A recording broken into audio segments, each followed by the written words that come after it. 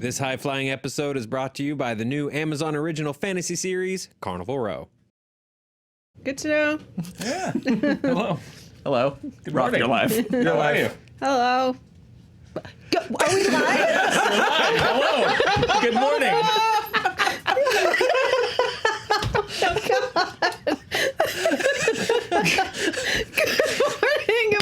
Good morning. I thought we were still screwing around. They were just watching a video of Alan Moore blowing up a lemon with his mind. Yep.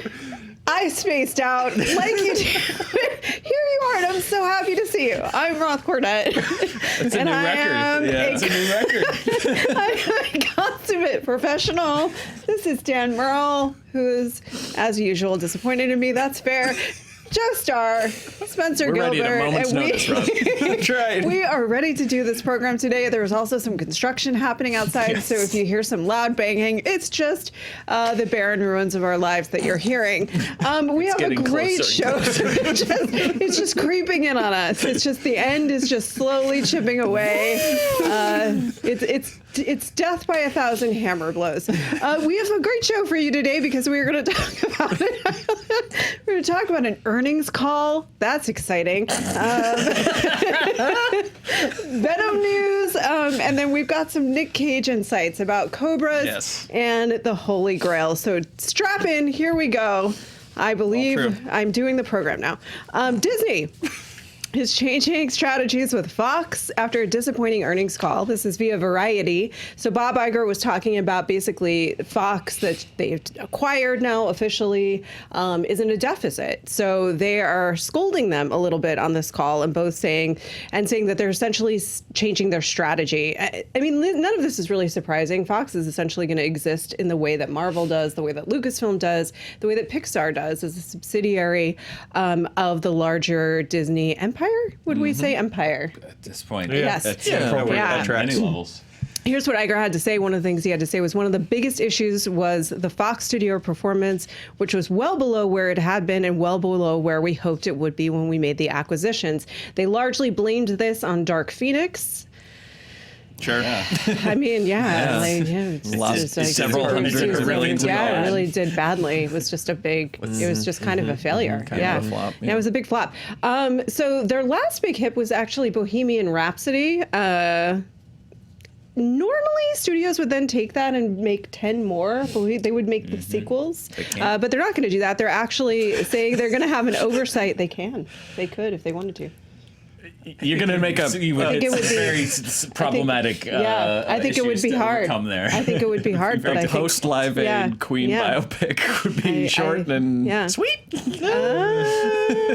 quite the foot stomper that Bohemian Rhapsody was. Well, they could do. Okay, you know what? They could do a 2 million, and people are doing this. They're developing 1 million rock biopics right now. Not surprisingly. Or you go like Freddie Mercury in the 25th century.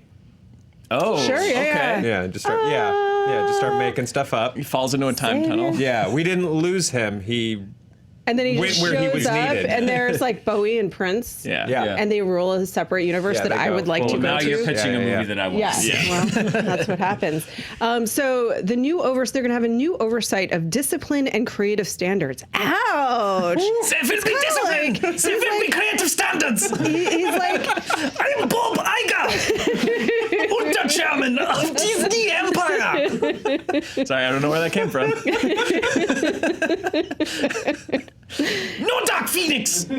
it's clearly the greatest show we ever have done and Off to ever a great will start. do. Let's try to keep the quality let's just high. roll into. I say it on that every way. email every morning. Potentially the best show, and this time we're nailing true. it. Yeah. I literally didn't know you guys were here for like a while. How many avatars for this movie? 9 avatars! All right, so in this new direction, they will be basically the development slate will be about 10 movies a year, and some of them will go straight to the streaming service. No surprise there. Of course, they are leaning into Avatar. That's going to move forward. Planet of the Apes is going to move forward, which is interesting. Yeah, let's talk about that. That's like both good and bad because yes, it was successful. It's also done. It's like very. It's very so well. Stop it. I know. Stop I it. agree. Stop. But it's unclear if that would be going to the streaming service or not. And the things that they're going to lean into that clearly would be for the streaming service are like rebooting Home Alone, and cheaper. I think Cheaper by the Dozen. Cheaper by the Dozen. Night at the Museum. Night at the Museum. A bunch of like family fare. So they said it'll take a solid year, maybe 2 years, before we have the full impact of this. But just overall, I don't think anybody's hugely surprised by these turn of events. But what are your thoughts? Well, I don't know all of the projects that were in development that got scrapped and what those projects were and if they were more interesting. New Mutants, baby. Yeah, New Mutants. Exactly. Like, there's still the New Mutants question. It's a continued investment in established brands, that's Disney's brand now. Their brand is brands. Brand the brand? Brand the brand. Verticals. Brand the brand. I just hope we're not scrapping some really good original ideas. But it's not like Fox wasn't trying to do that too. Like they did The Predator, which flopped. Yes. They did, we'll see about Kingsman, the pre-Kingsman Kingsman. But they're trying, everyone's trying to do Disney. So and they had been trying and failing for a while. You know what works really well typically is when you read a script and it's not a thing that's attached to a franchise, and they were like, if we change this name, then it's attached to a franchise, and that's what happened with Kingsman. Yeah. That script was not a Kingsman movie. Oh, was that like a rough draft of Tolkien? No, yeah.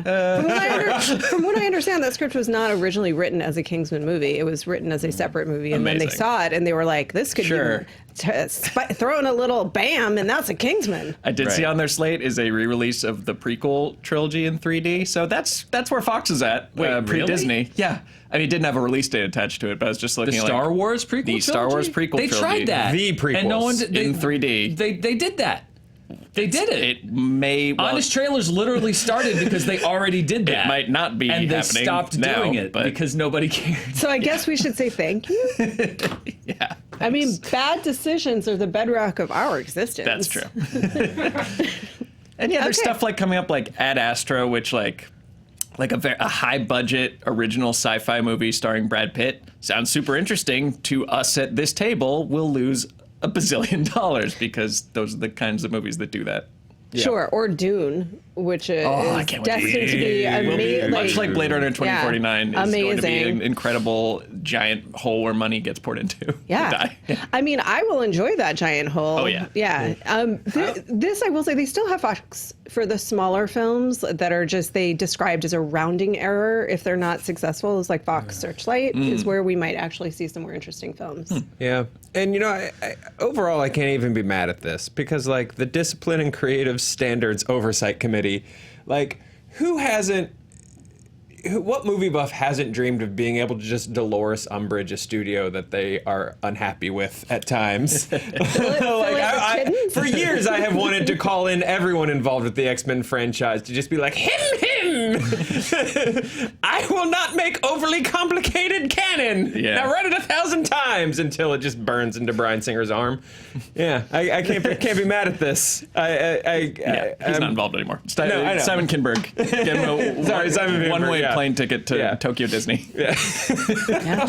He's just going to be directing the new ride videos. Yes, perfect. Yeah. Those crazy versions of Disney rides in Tokyo. Welcome to Tokyo Soarin'. Yes. I mean, I think one of the big questions and the fears going into this for people was that it would just everything would become so Disney-fied that it would be boring. It looks like that's probably what will largely happen. It's a machine. Yeah. It's a machine. Even now, I think that the outrage over this was taken and spun into a much bigger story than it was. But even I think if you're looking at the story that came out yesterday about Deadpool with David Leitch, he was saying like, well, we're going to look at the rating. And it's not, it's just like Disney doesn't make rated R movies. And that, and now a lot of people are just like, see, Disney's making Deadpool PG-13. That's not what he said.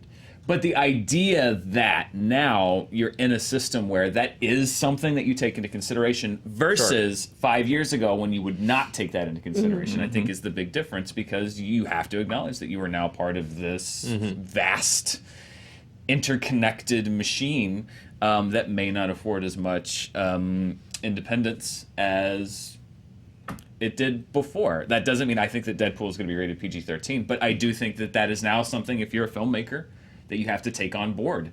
Is the idea of like, okay, it's not just this movie in a vacuum, is we are interconnected now with that's like a 47 other special pieces. that's a special Deadpool case, I think, more so than anything else on the Fox slate. Like, well, but what I mean is like when they made Deadpool originally, it was rated. I mean, like there was no thing of just like, oh well, how does this connect to every other piece of the Fox studio empire? It was like Ryan Reynolds has this thing, and we're gonna take a chance on this vision, and we're gonna give it a shot. Whereas now they're looking at Deadpool 3, they have to take into consideration, okay, like, well, if we make Deadpool rated R, now we're technically owned by Disney, so we have to make clear that this is we have to do this because Disney has a brand and this is not our brand, so we have to these are extra considerations. And now if it's not connected to the MCU, that'll be disappointing. Right, and now we're technically owned by the MCU, so do we join the MCU? Because he even mentioned that, it's like we talked about it, like how do we integrate them? Do we integrate them? Like this is all the stuff now you have to take on board when you become part of this.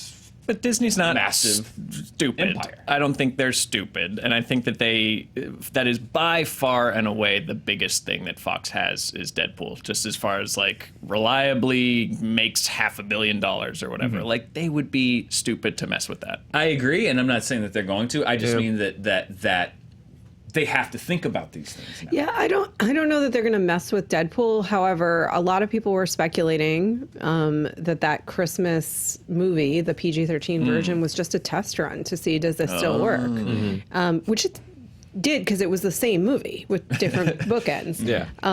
So I don't know. I have to imagine that those conversations are happening. Lots of conversations are happening, but it's a much bigger picture than just the superhero movies. That's obviously what a lot of people care about and are focused on. My thing is like, don't you touch FX. I mean, they haven't even gotten their hands into television yet, but they will. Oh, yeah. Yeah, I mean, the Ad Astra, I think, is another one that's like, that was developed under a different regime, and it used to be, when Fox was an independent studio, if they wanted to make Ad Astra, then it was literally just somebody pitches Ad Astra to Fox, and then as a studio, they decide, are we going to take this on or are we not going to take this on? Now it's somebody pitches Ad Astra as a Fox movie, okay, well then it goes up to the the Discipline and Creative Standards Board. It goes up to Bob Iger. It goes up to the higher ups. It goes to the Disney. It goes to who knows how. It's this idea of when you lose independence as a studio, that just means it's fewer. You're going through more levels of scrutiny. Sometimes that's a good thing. I think sometimes it can be a bad thing. Yep. Well, the other thing is, in Disney's, I guess, defense in this call, it's like they are operating at a loss. They did just acquire them. They have to make decisions that correct that. But also, they had made some bad movies. Yeah. So, Fox has made a lot of bad movies, and yeah. and Disney, rightly or wrongly, temporarily feels like they've cracked the code of the movie business, which is just to make Strawberry Pop-Tarts day in, day out. No one wants cinnamon brown sugar. I know, I like it, but whatever. Fine. I want cinnamon brown sugar. But they're making bigger movies. This is cinnamon coffee, sir. All right. But Disney is going to bank on the fact that you also will eat a strawberry Pop-Tart. I will eat that Pop-Tart. Because However, that's what they're going to make. Well, yes, I think they are, but I think that there is room in these. Look, you just can't spend $200 million on it. You can't spend $200 million on your experiment, and I feel like that actually is the lesson that Fox taught with Deadpool and with Logan. You just experiment with a smaller budget, Sure, and that's fine. A limited run of Wildberry. Yes, But if they're going to follow the Disney model, it'll be BFF. Bigger, fewer, and franchise. Yeah. Like, those are the three things that I think every Disney movie can be connected to, and that so far hasn't failed them. I mean, it fails them, but not often enough to worry about it. To abandon that. So if Fox will go to that model, we'll see. Yeah, we'll see where it all goes. But welcome to the Disney universe. We're going to submit this episode for Discipline and Creative Oversight, and I'm pretty sure I'm not going to like where that conversation goes. You're watching Fandom Entertainment. Good for you and for us. So please like and subscribe. What are they going to do to the bell? They're going to smash it. Smash that bell. We also made Thank you. That made me so much happier about your hand. Thank you, Ryan. Worried about it. Ryan just earned his entire paycheck with that one ding. That's what he does. We have a new episode of Fandom Uncovered, which is our mini documentary series. This is on Dungeons and Dragons. It launched yesterday. It's a fairly professional looking thing, so we like to mix it up. You fairly knocked it out of the park. Yeah. So well done. Oh, Take that victory lap. Joe Starr was he was our like creative consulting producer on this. He was super helpful because he knew about Dungeons and Dragons. He put together a game.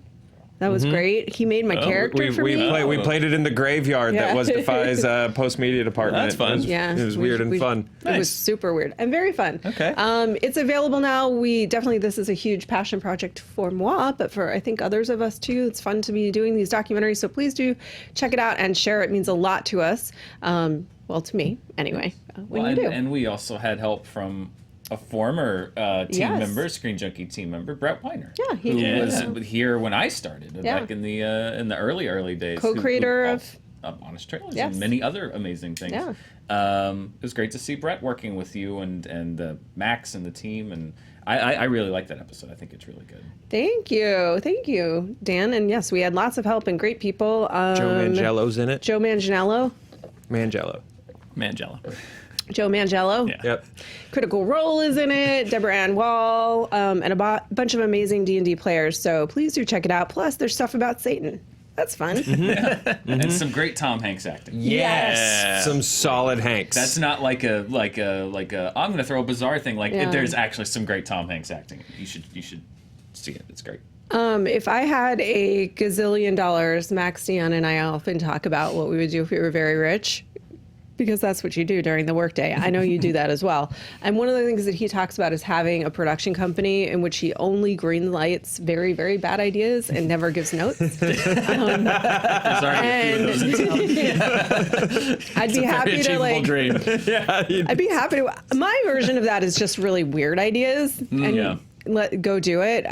But some combination of that, I think, is a sequel to the Tom Hanks movie that we're referring to, which is called Mazes and Monsters, in which this is during the height of the Satanic Panic. And I'm not going to tell you any more than that because you have to go watch the episode in order to find out. But it is amazing, so go check it out. Yeah, I would fully fund every remake blank petition on Kickstarter. Yeah, but I would only do it if it was like some very weird avant-garde filmmaker doing the remake. No, I want the nerds who think they could do better. But the only condition is that I get to make a documentary about the making of the remake. Yeah. So you would okay it. See, they never say who they want their creative team to be. They just say that they want it remade. I thought they were gonna. I don't think they're. I'm speaking of their collective. We've they. assembled a group of fans who are going to. They want to make it. Yeah, they were going to green light.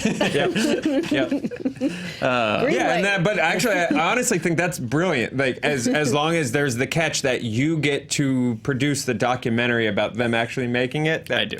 I always thought, like on the Game of Thrones one, I thought they were just saying like HBO get it remade, but not. That was that. Okay. But no, the Last Jedi one was like that specific group of fans. Yeah. Had the technology. They can remake it. They have the technology. Yeah. That's actually a little They will when I get involved. If you get to do your weird idea studio, can your first movie be the animated feature where Freddie Mercury goes to the 25th century? Yeah, that sounds really good. Prince, because that sounds incredible. Yeah. Greenlit. Like that All Stars cartoon with Bo Jackson, Wayne Gretzky, and Michael Jordan. Pro Stars. Pro Stars. Yeah. But it's Freddie Mercury, David Bowie, and Prince. Yeah. I just advocate, and I just want to say to the world, like, I'd be an amazing rich person. I'm sure all of their families will sign off on that. Yeah, no problem at all. Or you just slightly change their name. Like, I'm also into that. Like Ziggy Mardust. Ziggy Mardust, Prunce. Or just a symbol. And Freddie Mars. Yeah. Fred Mars. Or as Avril Lavigne would say, David Bowie. Bowie, yeah. Like the artist formerly known as the Knave. Oh, I'm getting into it, guys. Roll with me here. We haven't even talked about Nick Cage yet. We haven't even talked. We have to get to Nick Cage. First, we're going to do, I think this will actually be quick. Andy Serkis is going to direct Venom 2. That's it. Yeah. I'm like, that's cool. He's also doing the song over the closing credits with Eminem. Yeah, I think it works because Venom is Eddie Brock's Precious, and I think it just slides right in. I think it fits. I think it works. That's true. I think a lot of. What do you think? I think it's. I watched the Mowgli movie. I did not watch the Mowgli movie. I did not either.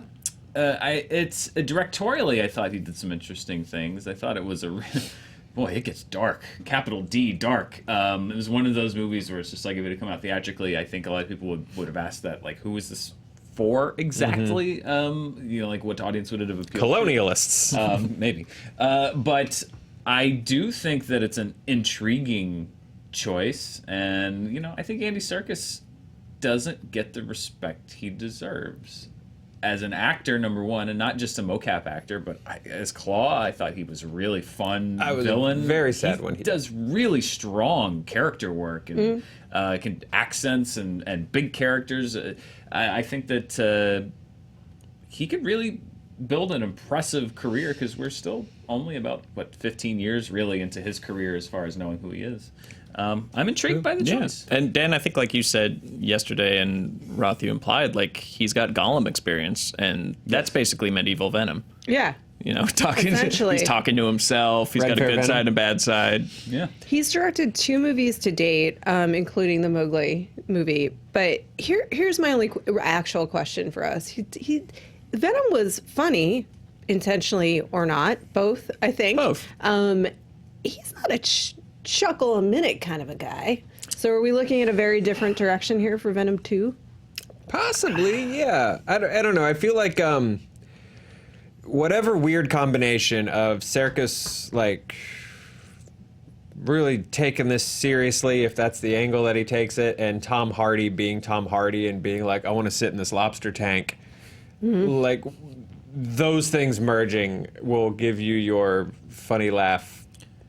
Yeah, Points, the comedy, whether for they me mean it or was- not. The comedy was like 90% performance in Venom. It's Yeah. just seeing Tom Hardy go 110. Yeah. And I don't think you can hope to contain that. In fact, he should encourage it. No, nobody should contain that. Did he pursue this one? Like, watching the story unfold, it seemed like Andy Serkis was like, I really want to direct Venom 2, courted Sony, and then it happened.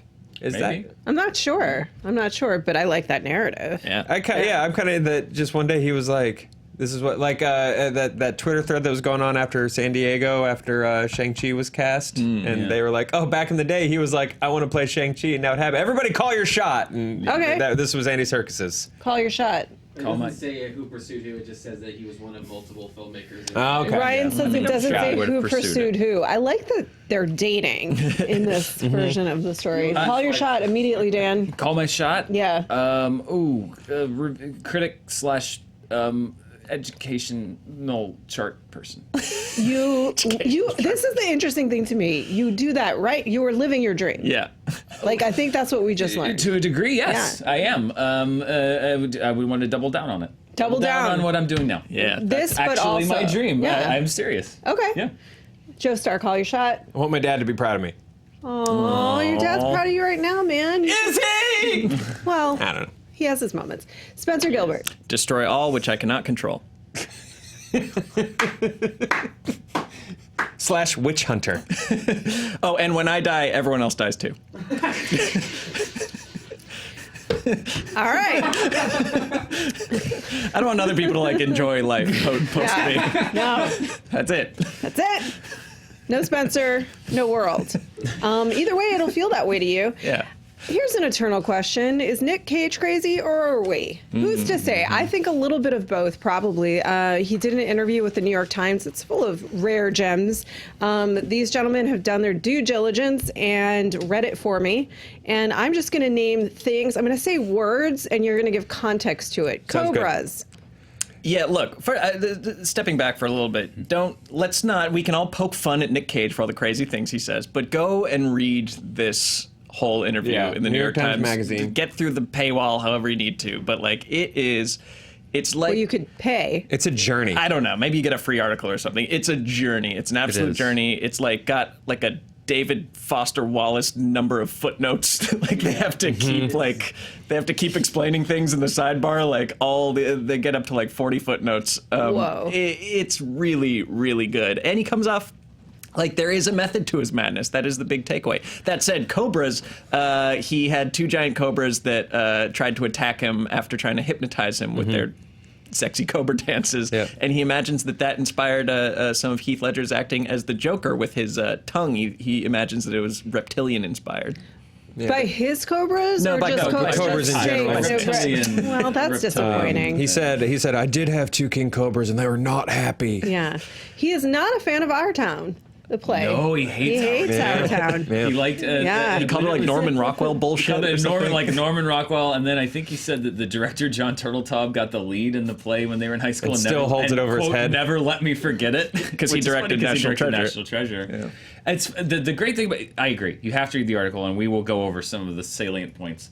But there are like several times where he will speak about something, and then the interviewer will be like, "Wait, are you saying that because you actually did it?" And he'll be like, "Yeah." like there's one where he was talking about like how you unleash your power as an actor, and he's like, every actor does something different. He's like, maybe if you're playing a spirit with a flaming head, you'll find an Egyptian artifact that looks like King Tut and sew it in the lining of your jacket so that when you unleash your power, you imagine that the artifact near your body is also unleashing power, and that's how you get there. And the interviewer's like, are you saying that's what you did on Ghost Rider? You sewed an Egyptian artifact. you're not that looks being like King rhetorical, Tut are in your you? jacket? He's like, yeah, that's what I did. And he's like, but it can be a poem. It doesn't have to be something expensive. Like, it's every time he says something like that sounds insane, like his follow-up will be something that makes it sound like the most reasonable thing in the world. Yeah, it's like because he's actors on a need different talismans to wavelength. kind of channel their They do. energy. Yeah. Now, to be clear, you were talking about Actors one and of doctors. 2 acting styles Nick Cage has developed, Nouveau Shamanic and Western Kabuki. Yes. I like this quote. Western Kabuki to me was, let's go all the way out. Nouveau Shamanic is nothing other than trying to augment your imagination to get the performance without feeling like you're faking it. This author Brian Bates wrote a book called The Way of Words, spelled with Y, and he put forth the notion that actors hailed from the old shamans. So I was trying to make a statement about that, and I added Nouveau to be fancy. Yeah, All man. right. Acting's weird. Acting's is. a weird is. skill, and it takes weird people to be able to completely empty your head and fill it with something else. Yeah. I honestly don't wish. think that's exactly the way it works, but For some people, it Yeah, does. like shamans, you like become someone else for a moment. I want to examine how we judge people here, because we're not judging Nick. We love Nick. but No, people I'm judge actors in different fascinated by ways, him. and people kind of laugh at Nick Cage and his eccentricities. But let me ask you this. Is doing something like sewing an Egyptian artifact into your coat to get into character that much different than making everyone pretend you're Abraham Lincoln? No, for 6 he's months? crazy. No, He's that is crazy just too. as weird. Yeah. He's crazy too. Daniel Day-Lewis is just as weird as Wait, Nicolas Cage. before Paul Dano, who was playing that part before Paul Dano? Which part? The Paul There Will Be Dano's Blood. part, and there will be blood. Oh God, who was it? Who was it? Because he was so awful to him because he was That he left? Yeah. that he left. Interesting. Oh, I forgot. Yeah.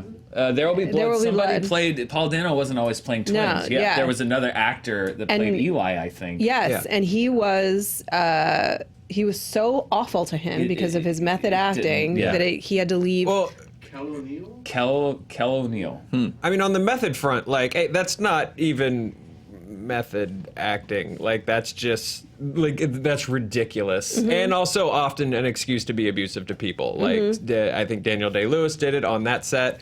Jared Leto being all method to be the Joker so he could use condoms to people. Like, that's like a weird excuse for you to be awful. Yeah. Like, The story of Laurence Olivier and Dustin Hoffman on Marathon Man is so Dustin Hoffman stays up 30 hours because in the scene he's supposed to have been up 30 hours, and then Laurence Olivier is just like, it's called acting, dear boy. Like, Yes. stop. Yeah, but not everyone can do that. Like, sometimes you need to go through, if you're the sports guy and you like need to wear the same underwear, you need to like bounce the ball the Well, same you way don't every need time. to. That's you need They therapy need to. if you have to wear the same underwear. I need therapy too. We all have our quirks. You know what I mean? And like, hey, these are all very, very talented actors, and something gets them there. all I know is But you shouldn't be treating your coworker that poorly that they need to quit their job. Sure. Wait, we're not talking about Nick Cage anymore, though. No. 'Cause Yeah. he has We're his- talking about acting. My overall point being that Nicolas Cage is, brought up Daniel is Day-Lewis. derided and laughed at for these crazy acting things that he does. Yeah. It's like, because someone else calls it method, then it's like revered. It's like, that's just as insane. If Yes. I walked into this office we're and agreeing. said, you must call me Abraham Lincoln for the next 6 months, you would think that I had lost my mind. I wouldn't do it. Yeah. But I think you were crazy. I'm going to recall my shot. Can I recall my shot? Yeah. I want to replace every acting workshop in Los Angeles, like every acting school. I want them all to just teach Novu Shamanic Yeah. and Western Kabuki I mean, acting. That's my shot.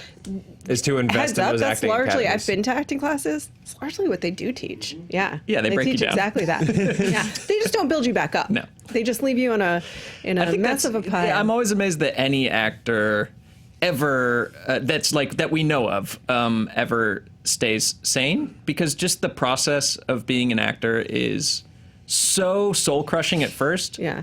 Like the only thing you get is rejection and the word no, and you're treated like such dog crap for until you become famous, and then it completely 180 whiplash changes, and you're the best thing on earth, and everyone says yes to everything you think. Like, how could you stay sane in that? I don't think you can. I agree with you. I think that it's impossible to be famous at that level and not crazy. Yeah. I like truly, because that's a very odd position to be in life for anyone, you know, that everyone's just accommodating you and saying yes, like that makes you think that you are in a different position than other people. It has to make you think that over time.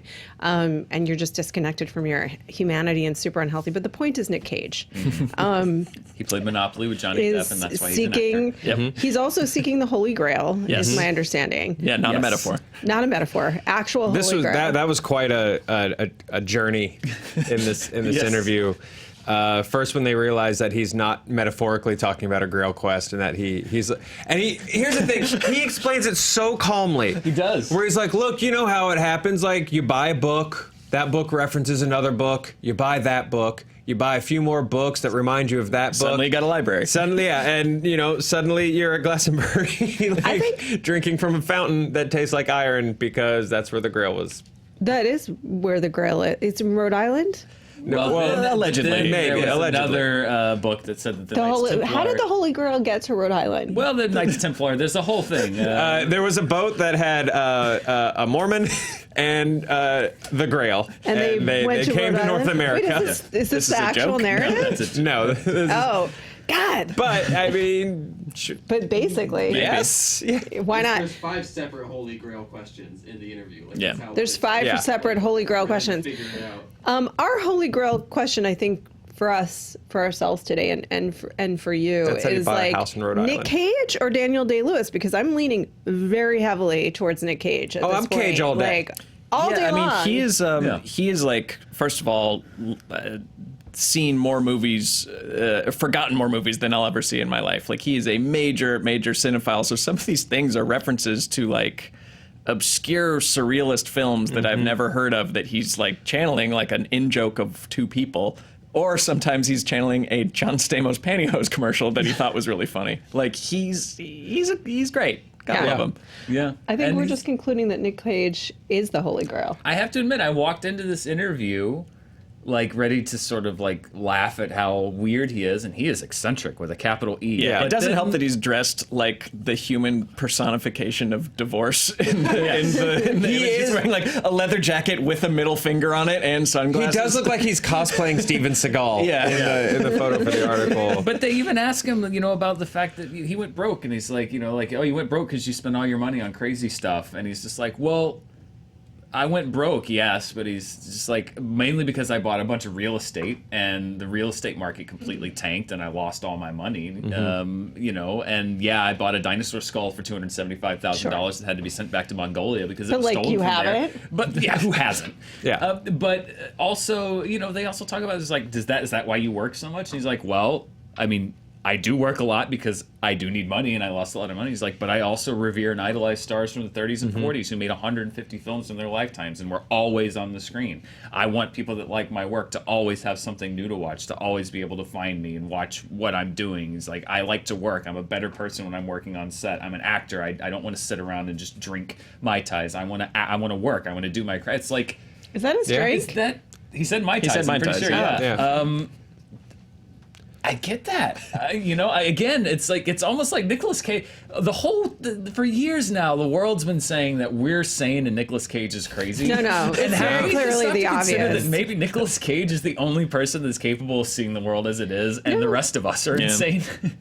I contend that he's actually from the other Bowie realm. And he's actually the hero among us because they're all gone. Oh, he they're talks like, about we're being out of a here. kid going to the doctor and like expecting the doctor to say that his blood is green or he has 20 ribs or he's from outer space or something just because he always felt so different from everybody else. I mean, I think a lot of people think that when they're a kid, like just feel very alien and don't think they belong and imagine that it's either an literal alien thing or that you're adopted. Is this just me? But my point is I think he actually is look at the news, look at Twitter, look at our comment section. No, you guys are great. Everyone's crazy. The world is insane. And Nick Cage is our shaman leader. Yeah. And if we would only listen, I think we'd be in a lot better shape. And I think he's doing it right because I'm glad you brought up Daniel Day-Lewis, and I'm glad that you guys talked about him a little bit because this is how you do it. If you're going to be how is Daniel Day-Lewis so crazy, because he is, and also so boring? How did you do that? Nick Cage, in comparison to these words, yes, he is. Between movies, right? That he just goes he's and so dumb. French Village somewhere. This is a man. He's a cobbler. Nick Cage does say in the interview to be boring in your life so that you can be wild and crazy in your art. And boring in his life is casually buying an octopus. He says doesn't leave. He says he doesn't leave the house. He just looks at his aquarium, which I respect. I don't think you can have two cobras and be boring in real life. It's also so sad because he says, like Brian Fellows. He just has like a bunch of animals that he just hangs out with in his mansion. Wait, does he have? Is the octopus caged? Because now I'm upset. He returned the octopus. It's tanked. It's not. I mean, it's in a water bath. That's not good. They don't like that. He returned the octopus. Yeah, they're too smart for that.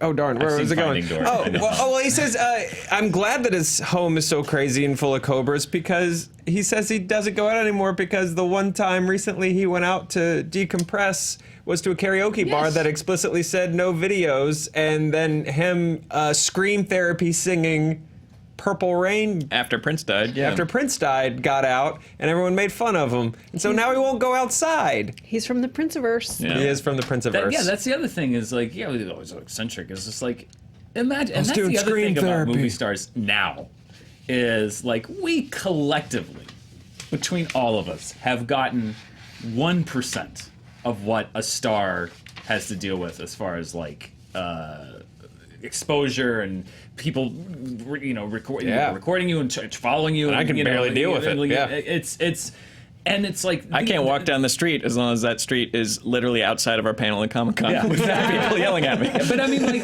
we're lucky enough to do a panel at Comic-Con, which is it's my favorite part of Comic-Con every year, and it's so awesome. And that is 0.5% of what someone on a Nick Cage level deals with every single day, everywhere they go, everything they do.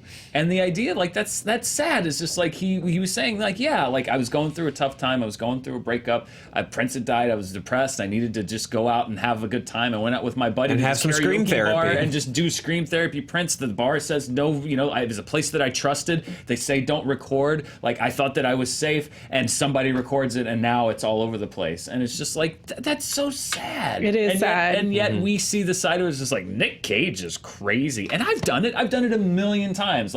This interview really did recontextualize how I was asking a real question because I think we are crazy. I appreciate that we have enough empathy to have just said scream therapy almost 5 times in a row without even questioning it.